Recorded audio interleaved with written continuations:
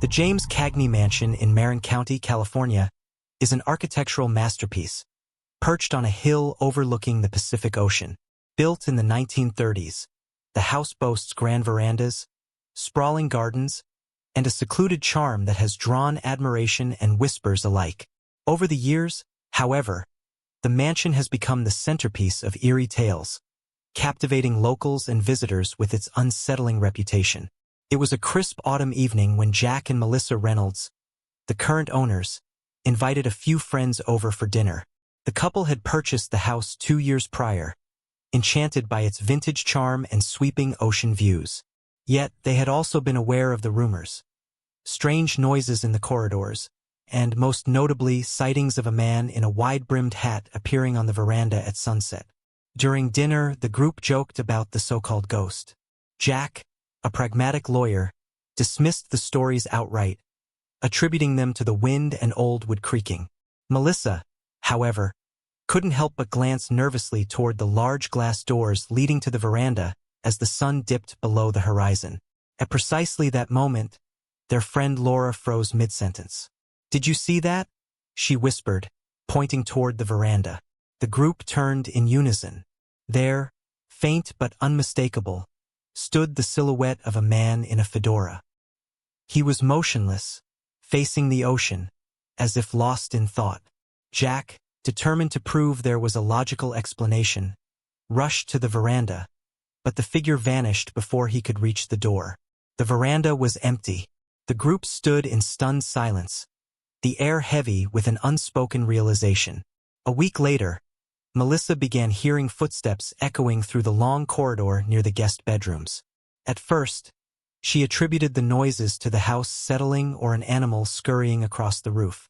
But one night, while Jack was away on a business trip, the sounds grew louder, distinct, deliberate steps moving toward her bedroom door. Terrified, Melissa locked the door and called her husband. As she described the sounds, the footsteps stopped abruptly, leaving an eerie silence that was almost worse. When Jack returned the next morning, he found no sign of an intruder, but Melissa was visibly shaken. She refused to stay alone in the house after that. Determined to uncover the truth, the couple delved into the mansion's history. They discovered that James Cagney, the legendary actor, had once used the house as a retreat during his golden years. Local lore suggested that Cagney had a favorite spot on the veranda where he would sit every evening, smoking a cigar and watching the sunset. Some believed that the figure seen on the veranda was none other than Cagney himself, unwilling to let go of his cherished sanctuary. As for the footsteps, old records revealed that a trusted assistant had lived in the house during Cagney's time.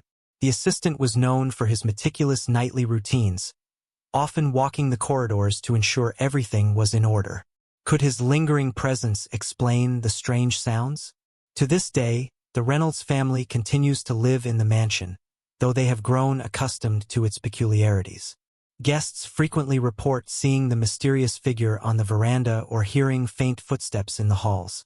For some, the experiences are unsettling.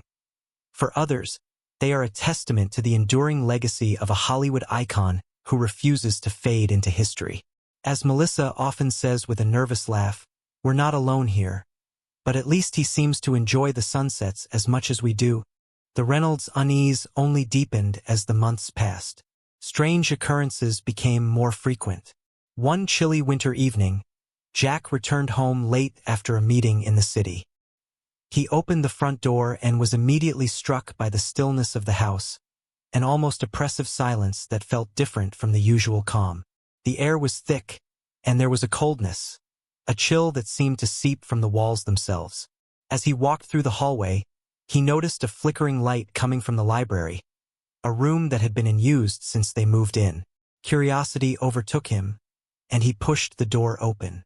The light stopped flickering, but the room was unervingly warm, as if someone had just been there. The chair by the fireplace, which he was certain had been empty that morning, now had the distinct impression of someone sitting in it. Jack turned to leave, but something caught his eye, a piece of paper on the desk, partially obscured by the edge of a book. He moved closer and saw that it was a handwritten note, the ink smudged, as though it had been touched just moments ago. The note read, I'll wait for you at sunset. The words sent a shiver down his spine. He had never seen that note before, and it wasn't in Cagney's handwriting, but it somehow felt as though it had been left specifically for him. A message hidden in plain sight. That night, Jack could not shake the feeling that someone was watching him. He found himself drawn back to the veranda at sunset, the place where the figure had been seen. As the orange hues of the sun bled across the sky, he noticed something strange. The door to the veranda, which was always locked, was ajar. He had locked it just moments earlier when he had come in. His heart raced as he approached it cautiously, unsure of what he would find. He stepped onto the veranda, but it felt different. The air was thicker than usual, the smell of salt water and seaweed sharp, almost suffocating. He scanned the view, half expecting to see the figure of the man in the hat. But there was nothing, only the ocean, stretching endlessly before him. Just as he turned to go back inside, something strange happened. The door slammed shut behind him. Startled, he tried to push it open, but the door wouldn't budge. It was as if an invisible force had sealed it from the inside. Panic set in, and he hammered on the door, calling for Melissa, but no sound came from within. Suddenly, he heard the footsteps again, the same deliberate rhythm, moving through the hallway, just beyond the door. Jack could feel his breath quicken as he pressed his ear against the cool wood. The footsteps stopped.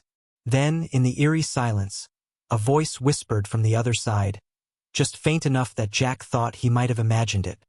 It's not time yet. With a burst of adrenaline, Jack shoved the door one last time. It flew open, and he stumbled back inside the house, gasping for breath. The hallway was silent. The light in the library had dimmed, and the warmth had faded. There was no trace of the note, nor any sign that the door had ever been closed against him. The following weekend, a guest arrived at the mansion, an old friend of Melissa's named Rebecca, who had once been a personal assistant to James Cagney's former agent. Rebecca was intrigued by the house's history and had heard the rumors surrounding it, though she was skeptical of the supernatural. After a few drinks on the veranda, Rebecca casually mentioned an odd fact. She revealed that, in the years following Cagney's departure, the house had changed hands multiple times. One of the last occupants, a distant relative of the Cagney family, had been found dead in the library under mysterious circumstances, with no signs of foul play. Strangely, the man's body had been discovered the morning after he had been seen pacing on the veranda at sunset. "What do you think happened to him?" Jack asked, his voice steady but edged with concern. Rebecca's eyes glinted in the dimming light. Maybe he never left. As the days stretched into weeks, the house seemed to grow more oppressive, as if it were slowly suffocating beneath the weight of its own history. Jack began to feel an overwhelming sense of dread whenever the sun began to set, as though time was running out. He couldn't stop himself from looking out at the veranda every evening, half expecting to see the figure again. One evening, as he stood there, he noticed something different. The air was charged, and the faint sound of footsteps echoed across the yard. But this time, they weren't coming from inside the house. They were coming from the garden, from the overgrown path that led down to the woods. Jack's heart pounded as he turned to follow the sound. As he approached the garden, the last rays of the sun dipped below the horizon, and for a split second, he saw the man, the silhouette in the wide-brimmed hat, standing at the end of the path, watching him. Then, just as before, the figure was gone. But this time, Jack didn't feel alone. There was something in the air, something watching from the shadows. He wasn't sure if he was being followed, but he felt the unmistakable weight of eyes on his back, the pull of something far older than the mansion itself, something tied to the land and its forgotten secrets. And as the days wore on, Jack began to realize that no matter how hard he tried, he was always a step behind. Something or someone was waiting for him, waiting for the final moment when the house would claim him too. Don't forget to subscribe and like if you liked this story. Jack couldn't shake the feeling that the mansion had its own pulse, its own rhythm. The walls seemed to breathe, the floorboards creaked with whispers, and even the air felt thick with expectations.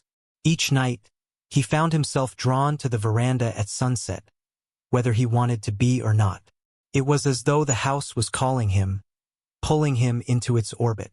One evening, after hearing the footsteps again louder, closer, Jack decided to explore the cellar, a place he had always avoided.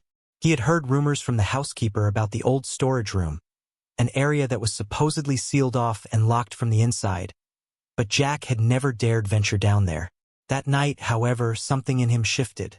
He had to know. He had to uncover the truth about what lurked beneath the house.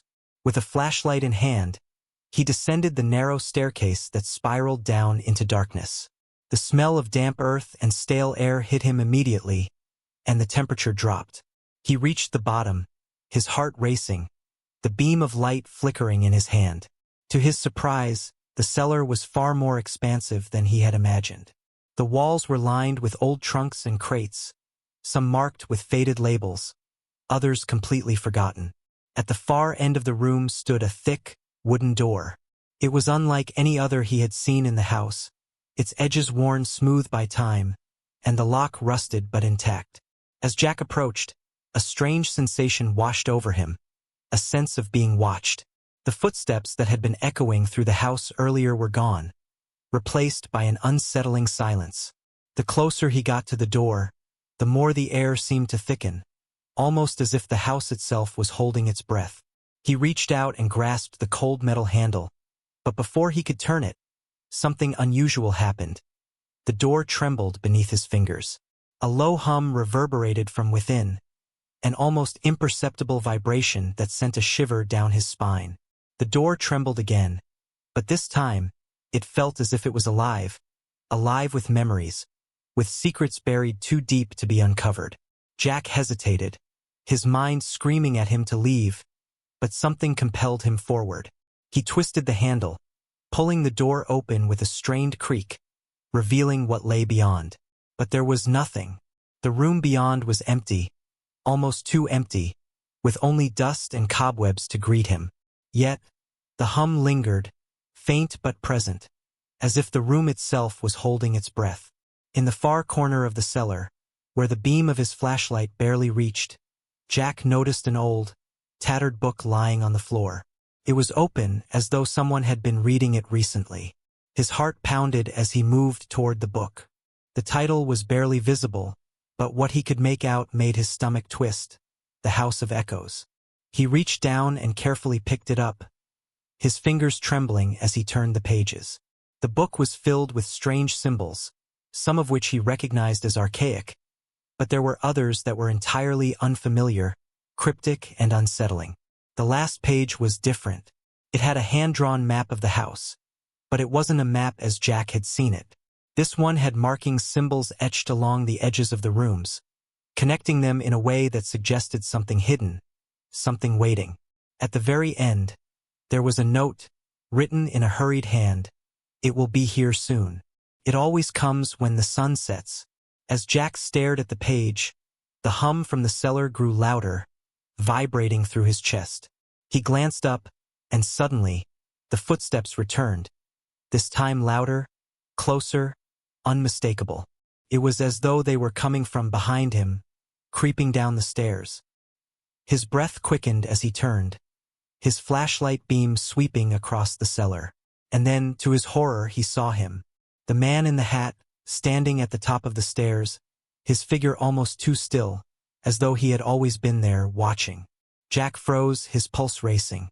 The man's face was obscured by the shadow of the hat, but the outline of his form was unmistakable. He was tall, lean, dressed in an old-fashioned suit, the kind of attire that looked out of place in the modern world. His presence was suffocating, a dark weight that seemed to fill the entire room. And then, without moving, the man spoke, his voice deep, cold, and calm.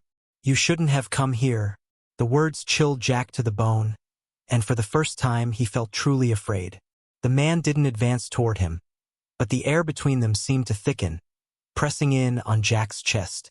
The temperature in the cellar dropped drastically, and his breath fogged in front of him. The light flickered again, casting strange, unnatural shadows on the walls. Jack tried to move, to speak, but his body felt frozen. The man's gaze seemed to pierce through him, and Jack couldn't shake the sensation that something far older than the house was waiting for him. Suddenly, the man in the hat stepped backward, dissolving into the darkness as if he were nothing more than a shadow.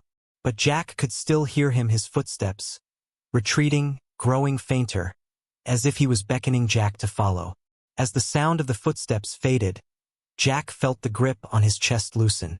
He took a step back, his mind reeling. What had just happened? Was it the ghost of Cagney? Or was there something far older and more malevolent inhabiting the mansion? He hurried out of the cellar, slamming the door behind him, but the unease that had taken root in him only deepened.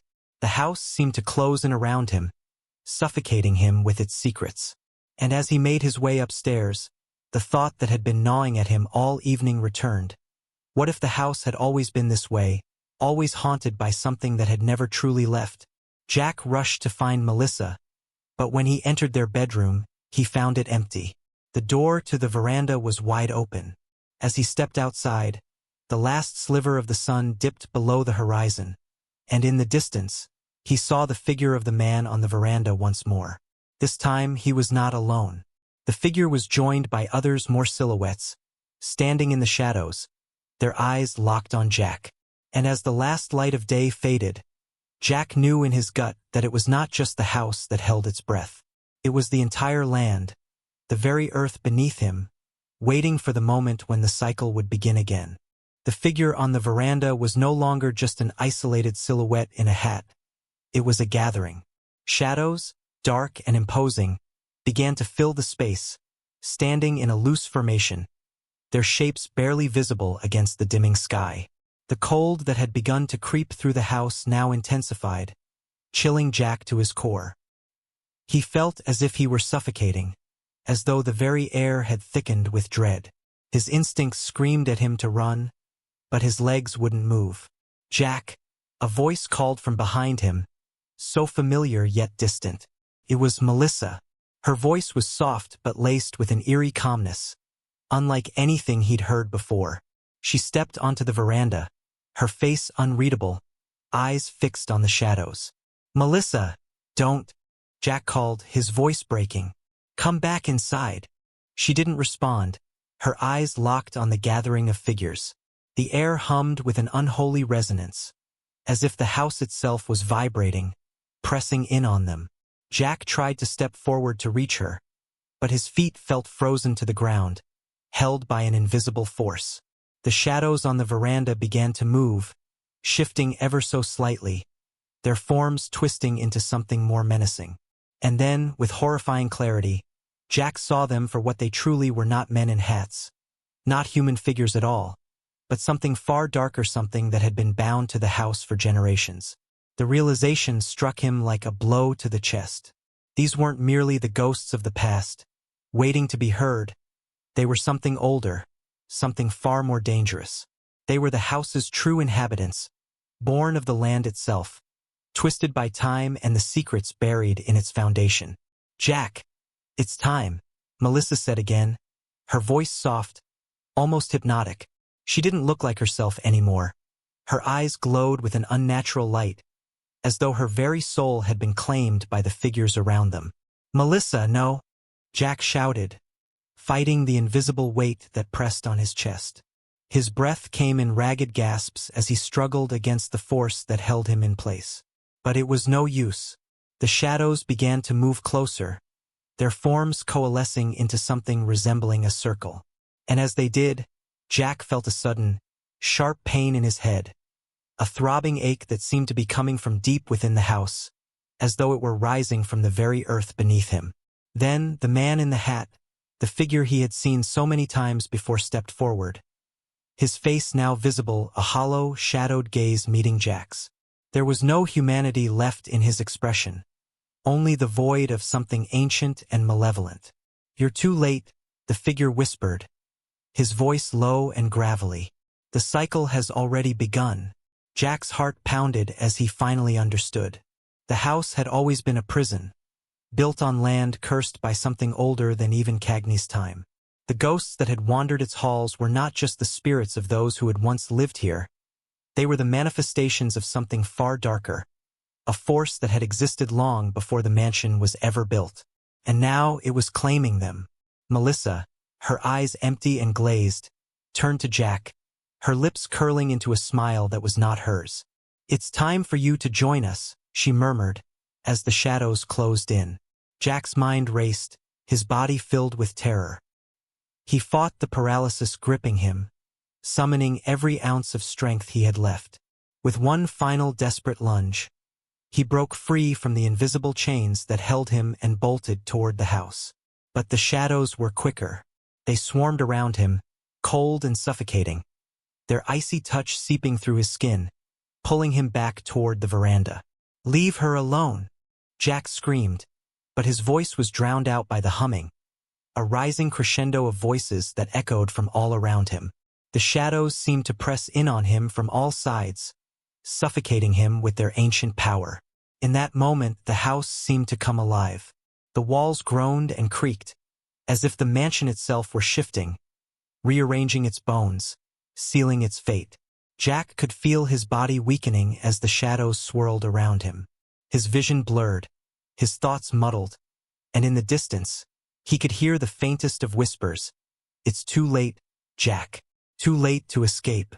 The last thing he saw before everything went black was the figure of Melissa, her face once again her own, but her eyes empty and distant, staring into the void. She reached out to him, but it was not her hand.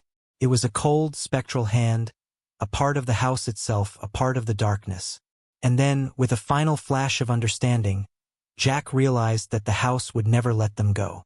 It had claimed them, just as it had claimed all who had lived there before them.